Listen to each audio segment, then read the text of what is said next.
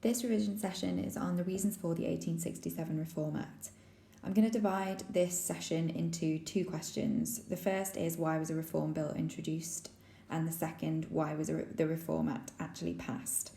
The questions need to be dealt with differently because the Reform Bill was introduced by the Liberals and the Reform Act was eventually passed by the Conservatives. So the reasons for these two different events are slightly different. But we can divide the causes of the bill and the act into three different areas. The first is social and economic change. The second is extra parliamentary pressure. And finally is party rivalry. As we go through the video, you'll see that the most important reason for the passing of the Reform Act and the introduction of the Reform Bill was actually party rivalry in many ways. But extra parliamentary pressure and the reasons for extra parliamentary pressure, which can be found in social and economic change, if it weren't for those two things, the Reform Bill would never have been introduced. So although the Reform Act passed because of party rivalry, in many ways the Reform Bill was actually introduced because of extra parliamentary pressure. It is a good idea to split your page, or you might want a double page for this session. But you could have one page for the first question and another page for the next question, and you might want to get different pens or highlighters for these three different factors or three different reasons for change. The first thing to think about is the long-term causes of the introduction of the Reform Bill, and they mainly fall under social and economic change and also under political change, which we'll look at in a second. In the years leading up to the first Reform Act of 1832, the middle and working classes had grown very rapidly. So that's the urban middle class, the urban working class. In the period between 1832 and 1866, that growth continued, though at a less fast pace. But during the 30 years between 1832 and, 30 years-ish, there was significant economic change that you can see from this graph. So obviously there's dollars on the side. This is a graph that was actually produced in America. And the phenomenon that's shown on the graph actually is called the Great Divergence in America. And it represents the massive economic change that took place in the 1850s and afterwards.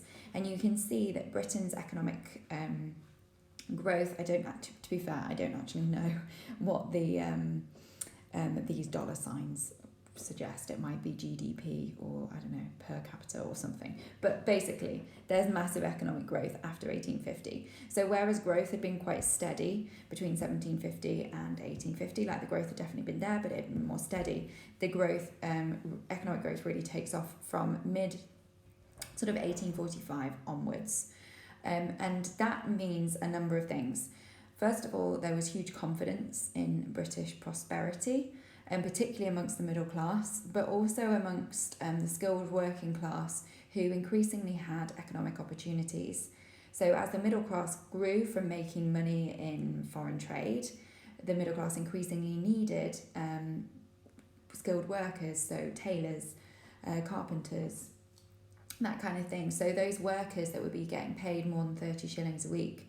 And these skilled workers were increasingly stable, increasingly able to spend money on providing an education for their children, on, getting more than just the basics for their home. So there was a growing confidence in economic prosperity. And as that happened, the reform movement and the political working class became less antagonistic, less aggressive, and more increasingly had similarities with particularly the lower middle class. So as we get to 1860, the differences between the skilled working class and the middle class are seeming to become smaller and smaller. And that kind of social change is helped along more than anyone by a guy called Samuel Smiles. This is a modern version of his book called Self-Help. But Self-Help was published in the 1850s. It immediately became a bestseller. And Self-Help very much appealed to hard workers, whether they were working class hard workers or middle class hard workers. There was this idea that the crucial thing to achieve in life was self-reliance. the ability to look after oneself and one's family through working incredibly hard. And self-help put across this idea that a man should be able to educate himself, should be able to avoid alcohol, and in particular this is known as temperance. And that if a man was temperate, was educated, was self-reliant, that would give him and his family a kind of respectability. And Samuel Smiles argued that this was very much within the reach of the working class and the middle class. So by 1860, there was this growing conviction that particularly the skilled working class were quite similar to the middle class. This perceived social unity added up to basically mean that by 1860, moderate reform, as in reform that would allow the skilled working class to have the vote, no longer seemed dangerous. However, although in 1860 reform no longer seemed dangerous to the majority of voters, so the middle class, the landed class in the countryside, although that reform no longer seemed dangerous by 1860, that didn't mean that reform was inevitable. There wasn't very much incentive to pass a reform in 1860 from any side. So even though reform no longer seemed dangerous by that point, that didn't make reform likely. What needed to happen in order to make reform likely was changes when it came to extra parliamentary pressure and party rivalry, which is what we're going to look at next. Since 1832, party organisation had been improving and party rivalry had been growing. This was because from 1832 onwards, a majority was the most important aspect or the most important factor of forming a government. That can be seen in the changes that were introduced to parties in 1834 and 1835. So the fact that different groups of MPs like Radicals, Irish and Whigs had to form alliances, the fact that the Tory party was issuing a manifesto that was directed at supposedly the people of Tamworth, but really it was directed at the national population. So it's clear that from the mid-1830s onwards, political parties had adapted their organisation to try to get this sort of majority from an election. And the importance of that majority was reflected in 1841 when a government was replaced directly as a result of an election, and that was the first time that had ever happened. So previously monarchs had chosen governments according to what the monarch saw was needed in the country, or alternatively a government resigned when they lost a vote in the House of Commons. But in 1841 an election determined the change of government for the first time.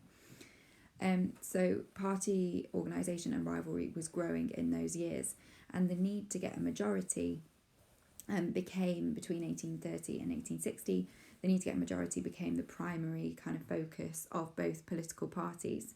And that was even more so the case after 1859 when the Liberal Party formed. So by 1850, 1860, there's a clear recognition from both political parties that responding to the wishes of the electorate is going to be highly important when forming governments. And that is reflected in the decision in 1857 to abolish the property qualification. That decision was taken by the Liberal Party. Obviously, the people who were MPs, the Liberal Party in 1857, did own a large amount of property. So abolishing the property qualification would not actually benefit the MPs themselves. Therefore, the MPs were clearly responding to the wishes of the electorate. The majority of the electorate by 1857 was middle class, and the middle class wanted some members of the middle class wanted the opportunity to become MPs. So we can see in 1857 MPs making a decision that didn't directly benefit them, but benefited the middle class instead. So we can start to see in 1857 the fact that party rivalry could initiate reform, because in 1857 the Liberals, kind of still known as the Whigs then, but in 1857 they took this decision to respond to the wishes of the electorate to try and gain more support. So party rivalry was clearly growing in the years leading up to 1867. Once we get into the 1860s, we also see a growth in extra parliamentary pressure. Now, it's important to say that this was very much a non-threatening form of parliamentary pressure.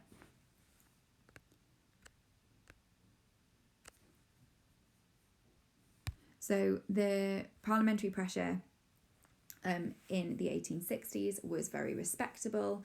It took place, kind of political discussions took place inside. They were legal, they were reported on by newspapers. They were usually in the form of a debate where there would be a chairman who'd be elected at the beginning of the debate and things like that. So it was very much, within the bounds of respectability. It didn't seem like it was ever going to spill over into kind of violent extra parliamentary pressure. Oh, and I've put parliamentary pressure there here. This should say extra parliamentary pressure. So I'll just take that out. So what did this extra parliamentary pressure actually, what form did it take? The first example of this is in 1863. This Society for the Advancement of the Industrious Classes was one of many organisations that was started by ex-Chartists. But this one is important because the Society for the Advancement of the Industrious Classes went on to form the Reform League. It's worth saying that both societies had members of people who had previously been Chartists. And I think that both societies reflect an important change that had happened amongst working class politicians, or working class political activists rather. And that was that they had become increasingly respectable and less threatening in the eyes of the elite. So just to give you one example, Robert Meade Carter was in both organisations. He was a man from Leeds. He had been a Chartist, but he'd become a councillor on the Leeds local government. And he was having a really positive impact in Leeds local government. He was a hard worker, he was well respected, he worked closely with middle class politicians, and he was a member of both of those organisations. And there were many other ex-Chartists similar to him who become important and respectable influences in their local government. So extra parliamentary pressure was growing, but it was non-threatening. It contained working and middle class people working together. And when in 1864 the Reform Union was founded, although the membership was predominantly middle class, the Reform Union was specifically arguing for the extension of the franchise to the respectable working class, and the Reform Union worked closely with the Reform League. In the early 1860s, the Liberal Party were in power, and what they could tell from these new organisations that were springing up in the 1860s, and also from the media, so the growing number of newspapers, is that both voters and non-voters supported reform. But they supported reform in a very kind of non-threatening way. So extra parliamentary pressure was non-threatening, didn't seem that it was going to be ever kind of going to break out into violence. This was very different from the extra parliamentary pressure of the 1830s. And the fact that reform no longer seemed dangerous, the fact that the Liberals were increasingly convinced that the people that supported the Liberal Party would also support reform, meant that the Liberal Party sort of started to see an opportunity. So where did this opportunity come from? Clearly, by the 1860s, reform had support from a cross-section of society. And importantly, that cross-section of society was mostly urban, and that's where the Liberal Party's support came from. And the Liberal Party therefore started to see an opportunity. Reform would be supported by their current voters, but in addition, a reform of a moderate kind, which would bring in respectable working class voters, would give the Liberal Party the opportunity to win the loyalty of those new voters. As a result, then, the leaders of the Liberal Party, John Russell, who was in the House of Lords, and Gladstone, who was in the House of Commons, became increasingly keen to introduce a reform. And Gladstone made a speech in 1864 arguing that reform, a moderate reform, should be introduced. So there was now then a motivation from party rivalry to introduce reform, and that was inspired by extra parliamentary pressure, which was increasingly asking for reform. And Gladstone was convinced that this would give benefits to the Liberal Party, because he also knew that by the 1860s, the workings of Westminster was under increasing level of scrutiny. That was because of improvements to newspapers. So the Stamp Act had been abolished in the 1850s, so the newspapers no longer needed to pay for a stamp and therefore could be sold cheaper. There was also the steam press, which was operating by the 1860s, which meant that newspapers could be made far more quickly and cheaply. So newspapers were increasingly scrutinising the goings on within Westminster, and they often could criticise what was happening in Westminster, and that could lead to changes in elections. So Gladstone thought that if he introduced a moderate reform, he would benefit from that increasing level of scrutiny. He would benefit from the fact that voters and non-voters supported reform, and from the fact that this extra parliamentary pressure, as it was non-threatening, it wouldn't really put people off. Instead, it would just kind of be, like a net gain for the Liberal Party. He would please his current voters, he wouldn't really anger Conservative voters too much, and he could win the loyalty of new voters. So by 1865, which is when the Reform Bill, by 1866, which is when the Reform Bill was introduced, from Gladstone and Russell's point of view, the Reform Bill was just going to be a win-win. However, as we know, the Reform Bill that was introduced in 1866 never actually passed. It was a very different Reform Act that passed in 1867. So hopefully I have answered that first question for you, and you should have that in your notes. And let's move on to the second question now, which is, why was a Reform Act passed? So in March 1866, the Prime Minister, Lord Russell, who was in the House of Lords, and the leader of the Liberal Party in the House of Commons, William Ewart Gladstone, introduced a reform bill. It was incredibly moderate. All it would have done was allowed people who either lived in a property people who lived in a property that was a rentable value of £7 a year. So if you remember from 1832, it would be a £10 householder. So it was literally just reducing the amount that you had to be paying in rent, or the value of the house that you had to live in, by £3. It would have been an incredibly small increase in the size of the franchise. But as I was kind of saying before, Gladstone saw this as a win-win. He would win new voters for the Liberal Party. He would please the voters that were already voting for the Liberal Party. And also he would look increasingly good, according to the newspapers that were constantly scrutinising the actions of the political elite in Westminster. Gladstone had been had kind of grown in prominence through the 1860s. He was seen as sort of the rising star of the Liberal Party, and he hoped that when Russell kind of was no longer going to become Prime Minister, that Gladstone would be the next leader of the Liberal Party. So for personal reasons as well, he wanted to introduce a reform bill that he would kind of be remembered for. But there was still in the Liberal Party a strong group of Whigs, so these were the kind of aristocratic Liberals that worked alongside Irish MPs and radical MPs. And these Whigs, these aristocratic relations, were really opposed to the Reform Bill. And so they ended up working with the Conservatives to make sure that the Reform Bill did not pass. And so in June 1866, Russell and Gladstone's government was defeated and they resigned. And instead, a Conservative minority government was formed under Stanley, also known as Derby, in the House of Lords, and he was Prime Minister.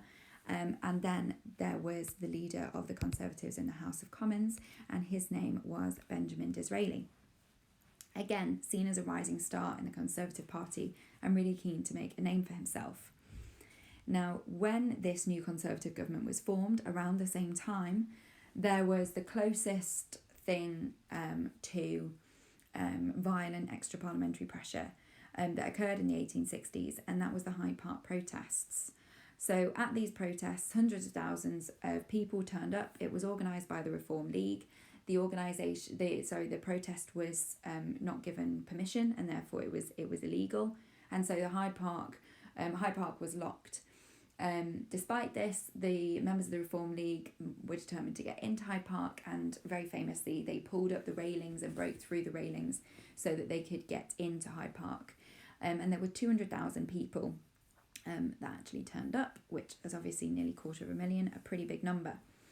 Now, in July of 1866, there was this sort of fear. It was nowhere near as big as it had been in 1831, but there was this fear that actually we might be getting a bit of a sort of revolutionary climate here.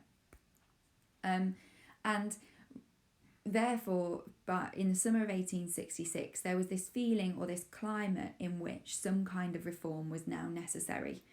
It wasn't that, like, now Gladstone had introduced a bill and kind of told people there was going to be a reform. There was no way really of avoiding a reform after this. And it was clear to Disraeli that the Conservative government was a minority government. They would probably be defeated at some point, and when they were defeated, they would then have to resign, and the Liberals would form a government again. And it was clear to Disraeli that Gladstone was determined to introduce a reform, that following the Hyde Park protests, a reform of some kind was needed. And therefore, Disraeli came to the conclusion that if the Conservatives didn't pass a Reform Act, then the Liberals would. And therefore, he decided that it would be best if the Conservative Party capitalised on this kind of growing fervour or growing desire for reform, both amongst the electorate and amongst those who were not voting. This kind of desire to capitalise on the feeling or the sort of growing commitment to reform was inspired very much by party rivalry. By 1866, the Conservatives had not been in power with a majority government since for 20 years. The repeal of the Corn Laws in 1846 had split the party, and the Peelites had left the Conservatives and increasingly worked with the Liberals. They joined the Liberals officially in 1859. So in 1866, it seemed very, very unlikely that the Conservatives would be able to form a majority government anytime in the future. So Disraeli started to see this reform as a way for him to do two things. First of all, it would allow him to pass a major piece of legislation and therefore show the public, the media, the Liberals as well, show everyone that the Conservatives were capable of ruling and they were capable of passing legislation. So that was one thing. And also Disraeli hoped to do exactly what Gladstone had hoped to do, which was to get new voters who would be loyal to the Conservatives because the Conservatives had been the one that had sort of given them the vote. So to sum up, both party rivalry and extra parliamentary pressure encouraged Disraeli to introduce the Conservatives' own reform bill in 1867. Party rivalry was influential because Disraeli hoped that passing a reform bill would show that the Conservatives could govern, and also he hoped that passing a bill would be able to win the loyalty of the new voters. And Disraeli was fairly confident that he could get a bill to pass, even though he had a minority government, because he knew that Liberals supported reform. And so he hoped that he could kind of convince enough Liberals to vote with his party to get this reform bill through. So in his eyes, a Reform Act would be a good way to win loyalty from new voters and show that the Conservatives could govern. But it's important to recognise that those things wouldn't have been, or Disraeli wouldn't necessarily have realised those things if it weren't for extra parliamentary pressure, because ultimately Disraeli's party were about resisting reform and maintaining inherited institutions and maintaining the inherited franchise and protecting kind of authority and the status quo. So ideologically, Disraeli was not really committed to reform. He only came to the realisation that reform would help the Conservative Party because of extra parliamentary pressure. And extra parliamentary pressure had very importantly shown that reform was inevitable.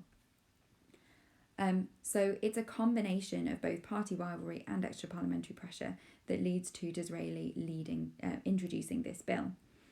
Ultimately, he was motivated by party rivalry. He hoped that the Conservatives could get government, but he was helped by this extra parliamentary pressure, which showed him that reform would help him to put the Conservative Party in a better position.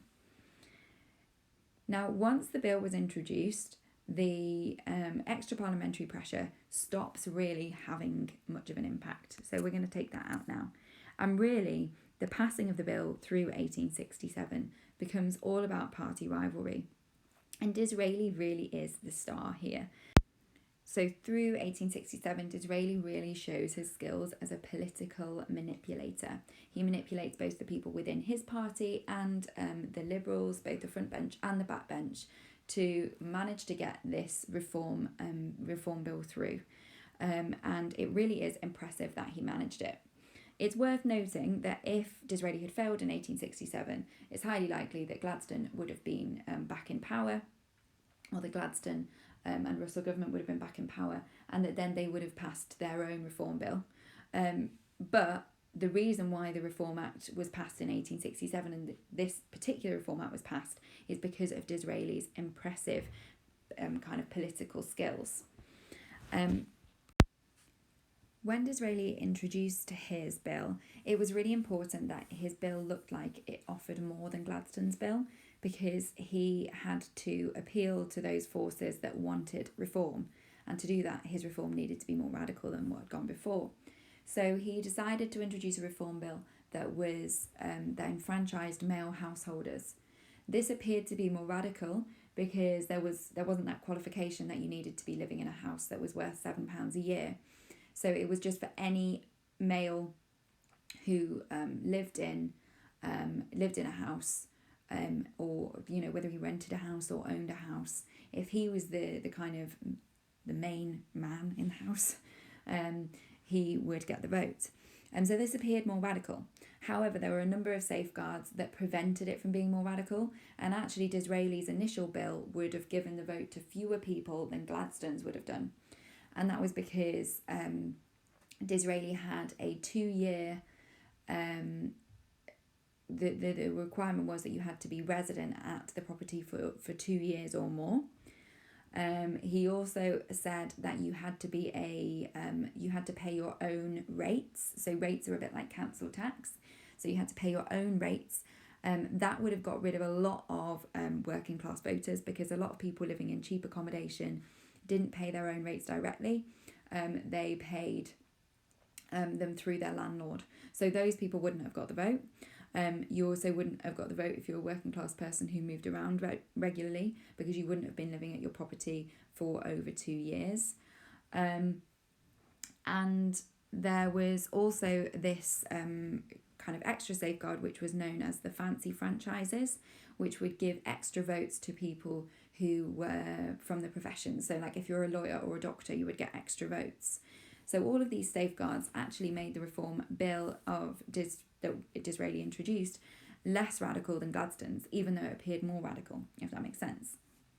But as the reform went through the Commons, Disraeli knew that he needed to keep both his own party on side and enough Liberal backbenchers on side for him to get the reform through the House of Commons, because Disraeli didn't have a majority. So, as the reform went through the Commons, Disraeli accepted a number of amendments that came from Liberal backbenchers. So, one of these amendments was to get rid of the fancy franchises. Disraeli accepted that.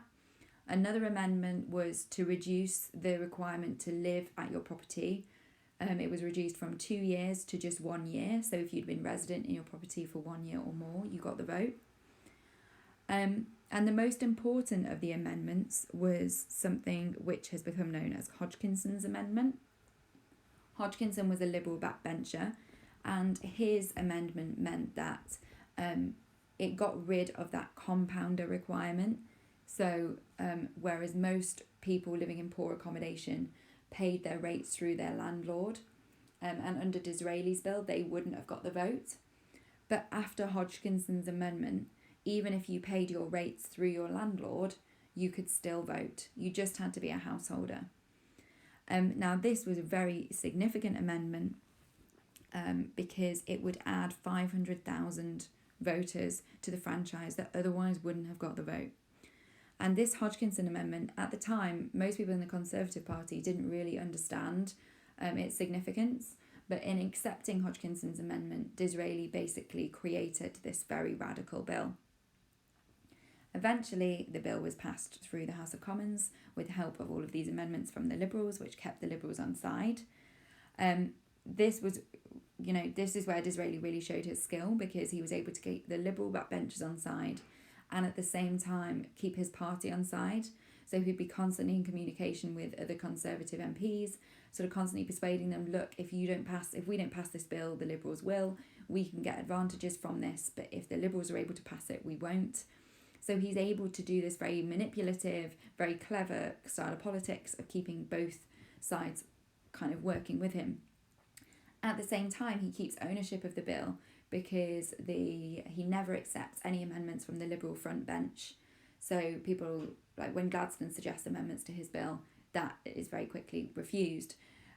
So that allows Disraeli to keep ownership of his bill so that the Conservatives get the political advantages rather than the Liberals. So to sum up, why did this Reform Act actually pass then? Well, Disraeli was able to keep ownership of the bill by refusing amendments from the Liberal front bench. And as he did that, that kind of kept his own party on side. He was able to say to his party, look, this is a Conservative bill, let's keep it a Conservative bill, make sure you pass it. So he passed the bill because he could keep his own party on side by keeping Conservative ownership of the bill. And he also passed the bill by keeping the Liberals on side, and he did that by accepting radical amendments to avoid defeat. Remember, he was a minority government, so if he hadn't kept the Liberals on side, his reform would have been could never have passed. So when it comes to answering this question, why was the Reform Act passed in 1867, it was a combination of reasons. Extra parliamentary pressure had shown that some kind of reform was inevitable, and Disraeli decided that he should capitalise on that. Then party rivalry comes in. The party rivalry persuades Disraeli to introduce his bill because he believes that if he manages to pass a Reform Act, it will make the Conservatives seem capable of government. And as the Reform Bill passes through the House of Commons, Disraeli makes sure that the bill passes by refusing amendments from the Liberal front bench, but accepting amendments from the Liberal back bench, and therefore the reform becomes increasingly radical. We can see that in Stanley, the Prime Minister's attitudes. So he was the leader of the Conservative Party. He was in the House of Lords because he was the Earl of Derby. And in the House of Lords, Stanley persuades the Conservative peers that reform is inevitable, that yes, this is, as he calls it, a leap in the dark. He says this Reform Act is a leap in the dark, but ultimately it's a leap in the dark that can benefit the Conservatives. And if you don't pass it now, the Liberals will pass a bill and the Conservatives won't benefit. So clearly it's party rivalry which manages to get this Reform Bill through the House of Commons. And party rivalry was incredibly important in 1867. But at the same time, a Reform Bill may never have been introduced if Gladstone didn't see the advantages of a Reform Bill. And it was extra parliamentary pressure and social and economic change that led Gladstone to see those advantages. So hopefully you have in your notes now an answer to these two questions. Why was a Reform Bill introduced in 1866? And then why was a Reform Act passed in 1867? The best thing for you to do now is to make sure that your notes are complete, you've got specific evidence and things like that.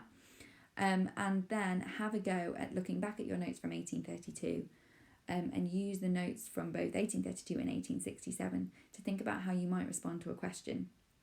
A good question to try could be, to what extent was the main cause of reform extra parliamentary pressure in the years 1780 to 1870? That might be a good one to try. Okay, so how far was extra parliamentary pressure the cause of reform between 1780 and 1870?